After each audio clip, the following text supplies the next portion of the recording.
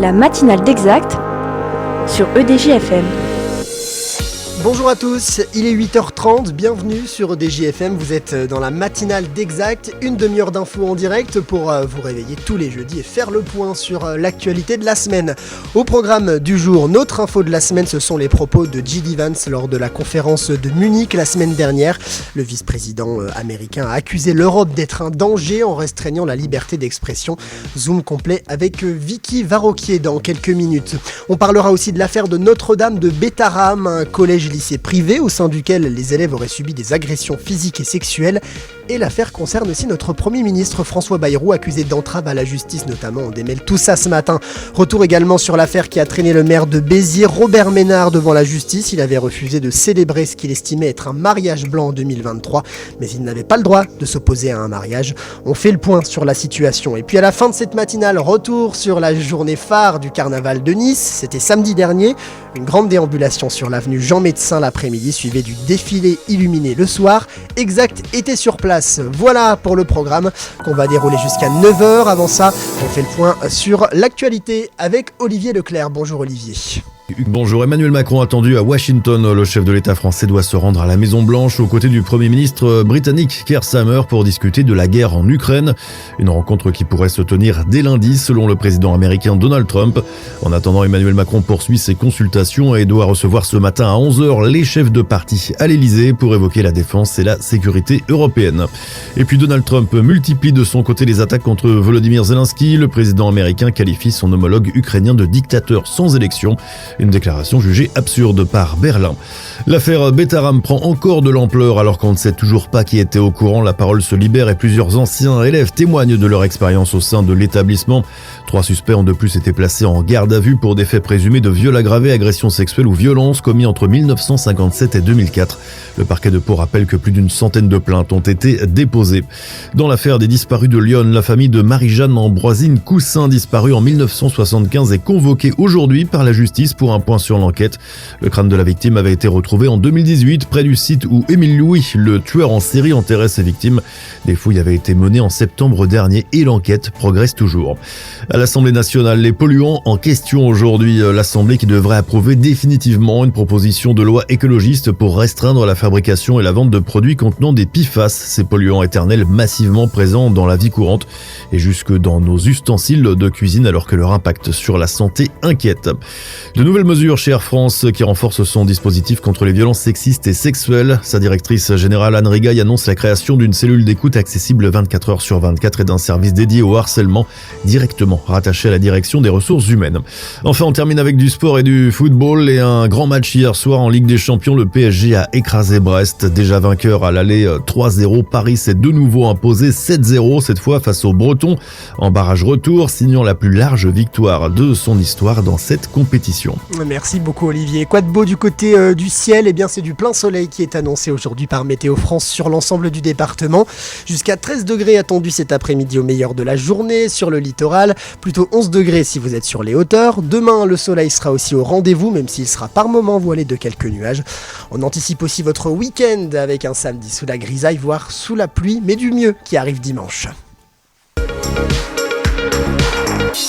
La semaine dernière s'est tenue la conférence de Munich sur la sécurité. Le vice-président américain J.D. Vance a pris la parole. Son discours devait faire avancer le dossier ukrainien, mais il s'est transformé en critique sévère contre les Européens.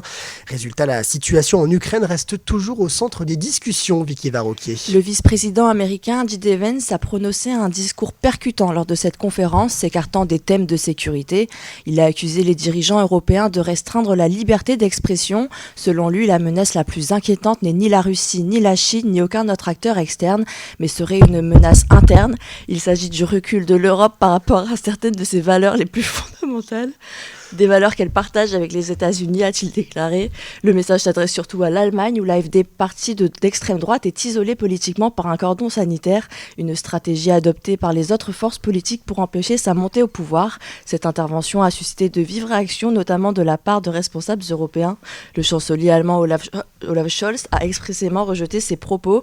Côté français, le chef de la diplomatie, Jean-Noël Barrot, a réagi sur X en disant que la liberté d'expression est garantie en Europe et que personne ne peut imposer imposer son modèle à l'Europe. Les propos de J.D. Vance sont alors vus comme une ingérence par l'administration de Donald Trump dans sa campagne. Bien que ces propos soient controversés et critiqués, d'autres vont pourtant dans le sens de J.D. Vance. À commencer par Bruno Retailleau, ministre de l'Intérieur de France. Sans vraiment faire référence aux propos de J.D. Vance, il a évoqué un mal démocratique en Occident, estimant que les dirigeants ne suivent pas les aspirations du peuple. De quoi faire écho à ce qui a été dit à Munich. La présidente de la Suisse a, elle, déclaré partager beaucoup de valeurs libérales de J.D. Vance et de son discours. Suite à cette conférence et face à la situation en Ukraine, plusieurs réunions ont eu lieu à l'Elysée pour en discuter. Le président français Emmanuel Macron a convoqué une série de réunions avec des dirigeants européens pour définir une réponse commune. L'objectif, évoquer la capacité à agir en soutien à l'Ukraine et à renforcer la sécurité européenne. Emmanuel Macron assure qu'il parlera aux 27 États membres d'ici la fin de la semaine. Lundi et mercredi ont déjà eu lieu les premiers sommets. Ces réunions de Paris réaffirment que l'Ukraine mérite la paix par la force, a déclaré Ursula von der Leyen, présidente de la Commission européenne. Emmanuel Macron a affirmé avec conviction que la Russie constitue une menace pour le continent. Il a également assuré que la France ne s'apprête pas à envoyer des troupes au sol belligérantes dans un conflit sur le front. Enfin, plusieurs partis politiques comme le RN, LFI ou encore les écologistes sont conviés par la présidence à une réunion tout à l'heure pour évoquer ce sujet. Ouais, ça se passe à 11h. Merci beaucoup Vicky. Dans un instant, on vous explique tout ce qu'il faut savoir sur l'affaire Notre-Dame de Bétharram, une affaire sur fond de violences physiques et sexuelles dans un établissement privé. François Bayrou est aussi concerné. Bref, si vous n'y comprenez rien, eh bien on va vous expliquer tout ça juste après Listomania. Voici Phoenix sur EDJFM, on est en direct jusqu'à 9h. Bienvenue, bonne matinée. Le groupe français Phoenix qui a signé ce titre, Listomania, c'était en 2009. Il est bientôt 8h40. L'affaire Notre-Dame de Bétharram continue de poursuivre François Bayrou. Un avocat demande l'ouverture d'une enquête pour entrave à la justice contre l'actuel Premier ministre. Depuis plus d'une semaine, il est sous le feu des critiques, accusé d'avoir protégé l'établissement privé catholique. Le collège-lycée aurait été le théâtre d'agressions physiques et sexuelles. Le parquet de Pau a annoncé hier la mise en garde à vue de 3 personnes accusées de viol et de violence. Vous nous aidez à y voir plus clair, Thomas Gut. Ce sont au total plus d'une centaine d'anciens élèves du collège-lycée privé catholique de Notre-Dame de Bétharram qui ont porté plainte pour des violences physiques et sexuelles. Depuis octobre 2023, le collectif de victimes de Bétharram a recensé 134 plaintes qui visent notamment 14 adultes dont 10 prêtres. Des faits qui remontent des années 50 jusqu'aux années 2010. S'ajoute depuis hier la mise en garde à vue de 3 personnes suspectées de viol aggravé, agression sexuelle et violence aggravée. Annonce faite par le parquet de Pau après une enquête ouverte contre l'établissement depuis un an. Pire, l'inspecteur d'académie chargé d'enquêter sur le collège-lycée reconnaît avoir bâclé le rapport à l'époque. Le Premier ministre François Bayrou pourrait être directement impliqué dans cette affaire ? Oui, en tout cas, c'est ce qu'affirme un gendarme chargé de l'enquête lancée contre l'ex-directeur de Notre-Dame de Bétharram. Il a témoigné dans le magazine 7 à 8 diffusé ce dimanche. Selon lui, François Bayrou, alors à la tête du conseil général du département, serait intervenu auprès du procureur général pour ralentir l'enquête. À la suite de ces révélations, l'avocat d'un plaignant, Jean-François Blanco, demande l'ouverture d'une enquête pour entrave à la justice contre l'actuel Premier ministre. L'ancien juge d'instruction chargé de l'affaire a confirmé avoir discuté de ces faits d'agression avec l'actuel Premier ministre qui nie les faits de pression. Oui, Christian Mirande a rencontré à l'époque François Bayrou, une visite due à l'inquiétude du maire de Pau parce que l'un de ses fils était scolarisé dans l'établissement, mais le juge l'assure, aucune pression n'a été exercée par l'ancien ministre de l'Éducation. C'est ce qu'a réaffirmé le Premier ministre à l'Assemblée nationale mardi. Il n'est jamais intervenu ni de près ni de loin dans cette affaire selon ses mots. Il ne savait rien des actes subis par les élèves du collège-lycée de Bétharram. Il a même pointé du doigt la responsabilité du gouvernement socialiste de l'époque. Pourtant, des informations révélées par plusieurs médias contredisent les affirmations de François Bayrou. Mediapart, Le Monde, presse locale, tous se sont penchés sur cette affaire. Pour eux, aucun doute, le Premier ministre savait. Plusieurs témoignages proches des enfants victimes reconnaissent avoir interpellé à plusieurs reprises le maire de Pau. Sa femme, enseignante à Bétharram de 1995 à 1996, aurait été au courant des actes de violence contre plusieurs établissements, contre plusieurs élèves de l'établissement. Les précisions de Thomas. Le maire de Béziers, Robert Ménard, devant la justice cette semaine, il avait refusé de marier en 2023 Eva et Mustapha soupçonnant un mariage blanc. ce que le couple avait contesté devant la justice, et la procédure dure encore aujourd'hui, Hugo Petitjean. Absolument, mais pour bien comprendre les tenants et les aboutissants de cette affaire, remontons en juillet 2023. Eva et Mustapha sont en couple depuis 2 ans. Ils décident d'officialiser leur mariage. Pour ce faire, ils se présentent en mairie à Béziers, mais le maire refuse de célébrer leur mariage. Mustapha est algérien, sous le coup d'une OQTF, une obligation de quitter le territoire français.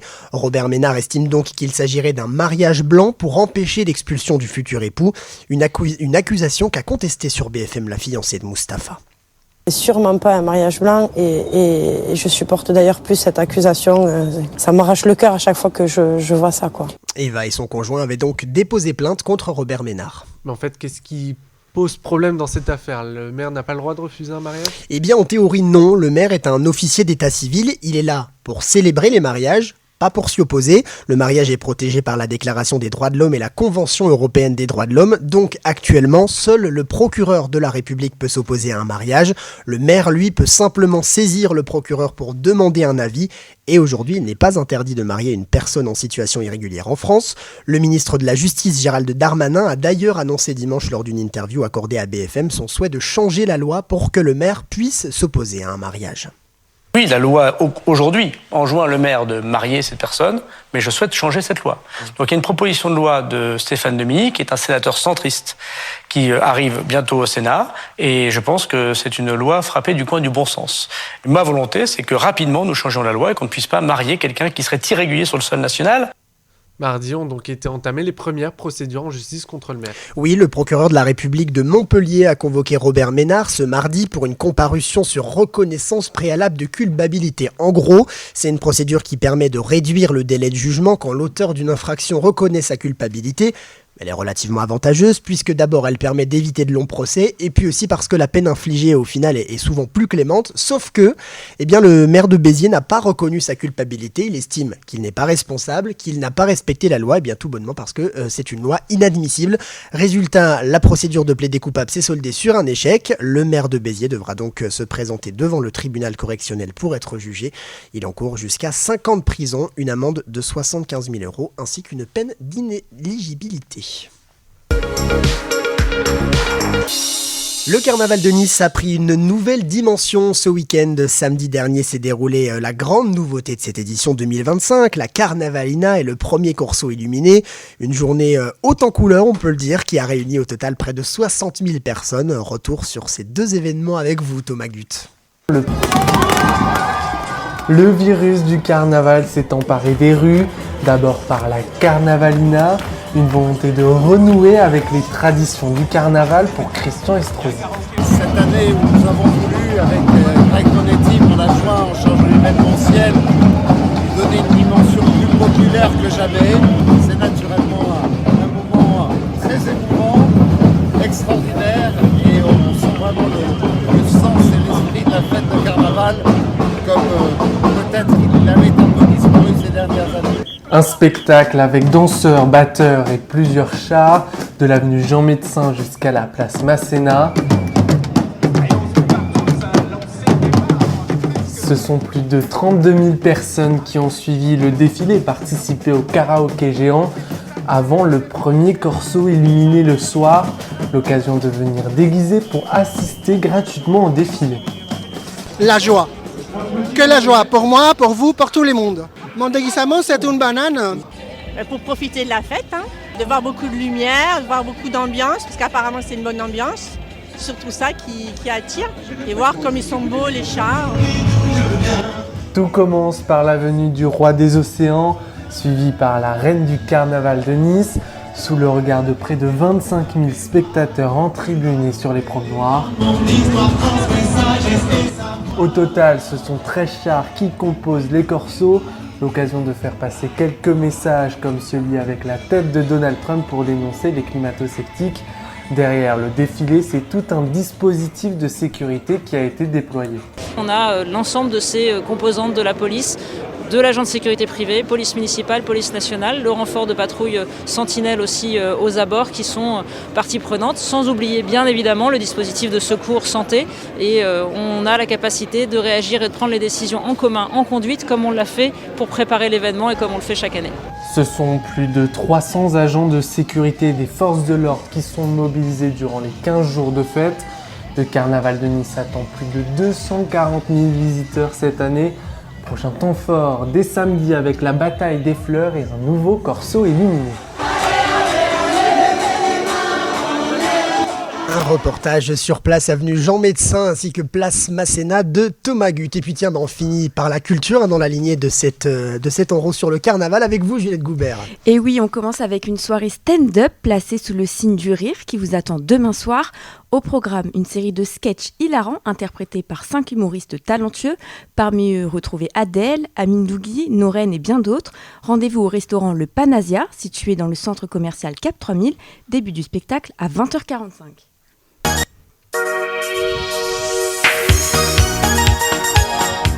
Amateurs de hits rétro et de soirées dansantes, venez chanter et vous déhancher avec vos amis sur les morceaux cultes qui ont marqué les années 80. Au programme, une soirée pleine de nostalgie et de bonne humeur vous attend au Scotfish à partir de 20h samedi 19 février.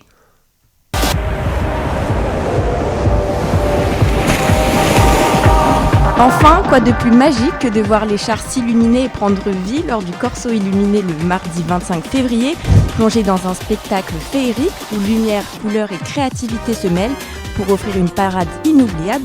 Tout au long du parcours, laissez-vous émerveiller par des spectacles, des performances de danse et une ambiance musicale entraînante. Les chars défileront sous les regards émerveillés du public, une place Masséna à partir de 20h30. Pour ne rien manquer, pensez à réserver vos places dès maintenant. Bon, vous nous parlez d'un événement qui était le 19 février, c'est ça ? C'est samedi là. Ok, bon bah voilà, comme ça on précise la date, parce que si quelqu'un a effectivement envie d'assister à cet événement rétro sur les années 80, et bien c'est ce samedi-là, voilà, au Stockfish, c'est ça ? Très bien, voilà, merci, c'est cet agenda qui met fin à cette matinale, merci à vous de l'avoir suivi. Je vous rappelle qu'elle sera disponible en replay si vous souhaitez la réécouter. Toutes les chroniques sont également disponibles en podcast sur exactinfo.fr. Merci à l'équipe du jour, merci à Bastien Rag à la réalisation de cette émission. Vous le retrouvez chaque mardi à 18h15 pour votre rendez-vous sport, c'est Azurément Sport en direct sur EDJ-FM. Et puis nous, eh bien, on se retrouve la semaine prochaine, même heure pour une nouvelle matinale. D'ici là, toute l'info, c'est sur exactinfo.fr et sur nos réseaux sociaux. Belle fin de semaine.